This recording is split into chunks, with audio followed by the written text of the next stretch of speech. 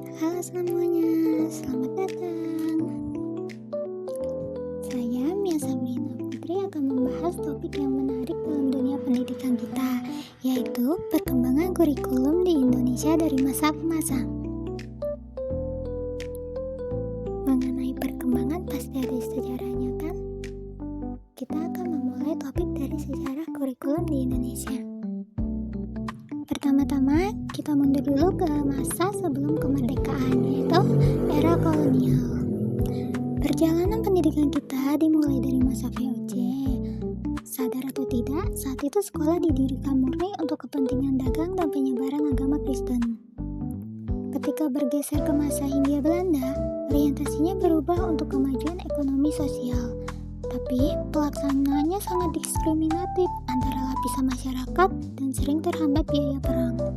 Nah, transformasi radikal terjadi di bawah penjajahan Jepang. Sistem sekolah disederhanakan menjadi sekolah rakyat atau Kokumin-gakko selama 6 tahun. Di era Jepang inilah bahasa Belanda dilarang total. Bahasa Indonesia mulai diangkat sebagai bahasa pengantar dan kurikulumnya dirombak demi mendukung misi perang. Setelah proklamasi kemerdekaan, kita masuk ke era Orde Lama. Di sini, orientasi pendidikan kita dirubah total secara politis dari sistem kolonial menjadi kepentingan nasional. Gunanya untuk membangun identitas bangsa yang baru merdeka. Saat itu, kita belum pakai istilah kurikulum, melainkan istilah Belanda, yaitu Leerplan atau rencana pelajaran. Fokusnya bukan cuma intelektual, tapi pembentukan watak dan kesadaran bernegara. Ada 3 tonggak kurikulum di era ini.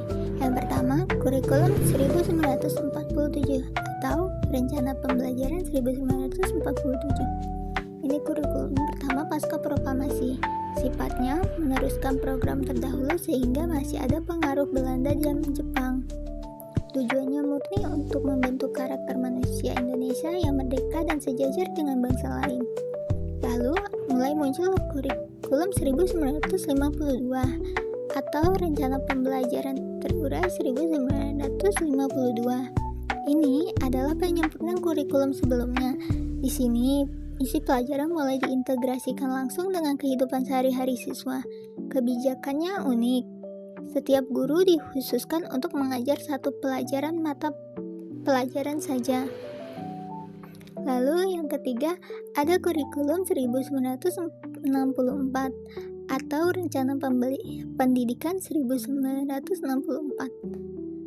Nah, menjelang akhir Orde Lama, pemerintah memperkenalkan program Pancawardhana yang fokus pada moral, kecerdasan emosional atau artistik, keprigilan atau keterampilan, dan jasmani siswa. Uniknya, dulu ada sistem hari kerja setiap hari Sabtu, di mana siswa dibebaskan melatih minat mereka di bidang seni, budaya, dan olahraga. Nah, sekarang kita melompat ke era Orde Baru. Selama masa ini, kurikulum kita sangat disetir oleh kebijakan politik pemerintah pusat untuk memperkuat ideologi Pancasila dan untuk mendukung pembangunan 5 tahun atau disingkat PELITA. Sepanjang tahun 1968 hingga 1999 ada 4 kurikulum utama. Yang pertama, kurikulum 1968 hadir sebagai produk awal Orde Baru untuk mengganti konsep Pancawardhana menjadi pembinaan jiwa Pancasila, pengetahuan dasar dan kecakapan khusus. Yang kedua, ada kurikulum 1975. Kurikulum ini bersifat sangat sentralik dan berorientasi pada tujuan. Kurikulum ini dipengaruhi oleh psikologi dan behaviorisme dengan metode stimulus respons dan latihan instruksional atau drill. Lalu, ada kurikulum 1984. Nah, di kurikulum ini sangat terkenal karena memperkenalkan model CBSA atau cara belajar siswa aktif di bawah arahan Dr. Koni R. Semiawan. Siswa diposisikan sebagai subjek aktif. Di era ini juga, jumlah mata pelajaran melonjak dari 8 menjadi 16. Dan penjurusan SMA diubah menjadi sistem program A dan program B. Dan terakhir ada kurikulum 1994 dan suplemen kurikulum 1999. Nah, ini dibuat berdasarkan Undang-Undang Nomor 2 Tahun 1989. Kurikulum ini memadukan konsep-konsep sebelumnya dengan ciri khas perubahan sistem waktu dari semester menjadi catur bulan. Karena materinya dirasa terlampau padat dan membebani siswa, pasca runtuhnya Orde Baru di tahun 1998, pemerintah menerbitkan suplemen kurikulum 1999 sebagai tambal sulam materi. Pasca reformasi, dunia pendidikan kita mengalami perubahan paradigma yang luar biasa radikal. Fokusnya bergeser dari sekadar penguasaan materi menjadi orientasi kompetensi, pembentukan karakter holistik, dan pemberian otonomi ke daerah. Mari kita lihat rangkaian kurikulumnya. Yang pertama, ada kurikulum berbasis kompetensi atau KBK tahun 2024. Kurikulum ini menekankan pada kemampuan praktis siswa dalam melakukan tugas dengan standar performa tertentu. Pembelajarannya mulai bergeser menjadi student center. Lalu ada kurikulum tingkat kesatuan pendidikan atau KTSP yang lahir di tahun 2006. Kurikulum ini lahir dari semangat otonomi daerah. Di sini, pemerintah pusat melalui BSNP hanya menetapkan standar kompetensi dasar, sedangkan penyusunan silabus dan RPP diserahkan sepenuhnya pada fleksibilitas tiap sekolah. Selanjutnya, ada kurikulum 2013 atau yang biasa dikenal dengan K13. Kurikulum ini dirancang untuk menghadapi era digital dan globalisasi dengan menyeimbangkan pengetahuan, keterampilan, dan sikap. Karakteristik utamanya adalah pendekatan saintifik melalui proses 5M, yaitu mengamati, menanya, menalar, mencoba, dan menyimpulkan, serta penilaian autentik. Yang terakhir ada kurikulum merdeka. Ini yang sedang kita jalani sekarang. Kurikulum ini dipicu oleh krisis pembelajaran akibat pandemi COVID-19. Di kurikulum ini, sistemnya sangat fleksibel, berfokus pada materi esensial dan mengintegrasikan P5. Apa sih P5 itu? P5 itu merupakan proyek penguatan profil pelajar Pancasila lewat pembelajaran berbasis proyek nyata. Dari sejarah panjang tadi, kita bisa melihat adanya perubahan paradigma pembelajaran yang sangat besar. Pertama, adanya pergeseran dari teacher-centered menuju student-centered learning. Di sini, siswa bukan lagi objek pasif yang cuma mendengarkan, tapi menjadi subjek aktif yang mengeksplorasi potensinya. Kedua, ada redefinisi peran pendidik. Nah, guru itu bukan lagi sekadar pengetik atau penyampai informasi searah, melainkan sebagai fasilitator, pelatih, dan pembimbing. Ketiga, adanya fleksibilitas ruang dan waktu. Berkat teknologi digital, belajar tidak harus kaku di dalam kelas.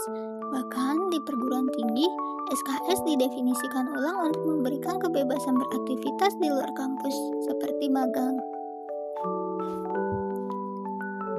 Dan yang keempat, adanya perubahan asesmen. Sekarang, evaluasi tidak lagi sekadar menguji hafalan di akhir periode, tapi mengombinasikan asesmen formatif dan sumatif secara berkala sepanjang proses belajar. Namun, tentu saja penerapan paradigma baru ini tidak semulus di atas kertas. Kita menghadapi berbagai tantangan, seperti resistensi pola pikir pendidik tradisional, keterbatasan sumber daya, kesenjangan digital dan internet di berbagai daerah, hingga permasalahan privasi data. Dampaknya pun ada dua sisi. Dampak positifnya sih jelas, yaitu akses informasi cepat dan kompetensi siap kerja meningkat. Namun, dampak negatifnya juga harus kita waspadai, seperti meningkatnya risiko plagiarisme, fenomena berpikir pintas, dan penyalahgunaan teknologi. Supaya lebih jelas, mari kita bedah secara cepat kelebihan dan kekurangan dari masing-masing era kurikulum. Yang pertama, ada era Orde Lama. Di era ini, kelebihannya sangat kuat dalam membentuk karakter dan moral. Tapi, kekurangannya cenderung disetir kepentingan politik, penguasa dan fasilitasnya masih sangat terbatas. Lalu masuk ke kurikulum 1968. Nah, struktur hukumnya kuat untuk pengetahuan dasar. Namun, kekurangannya terlalu teoritis dan abstrak bagi siswa. Lalu, yang ketiga ada kurikulum 1984. Nah, kurikulum ini bagus karena mempelajari keaktifan siswa lewat CBSA. Tapi kekurangannya, banyak sekolah salah kaprah menerapkannya, sehingga kelas menjadi gaduh dan tidak terarah. Lalu ada kurikulum 1994 dan 1999. Di kurikulum ini berhasil memasukkan muatan lokal daerah, tapi kekurangannya menjelma menjadi kurikulum yang super padat, yang syarat hafalan dan terlalu memaksa keseragaman secara populis. Nah, sekarang kita mulai masuk ke KBK 2024.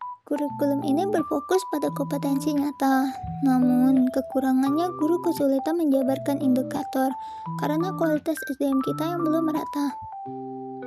Lanjut ke KTSP di tahun 2006, sekolah punya otonomi yang luas, namun kekurangannya justru memicu kesenjangan kualitas antar sekolah yang maju dengan sekolah yang terpencil.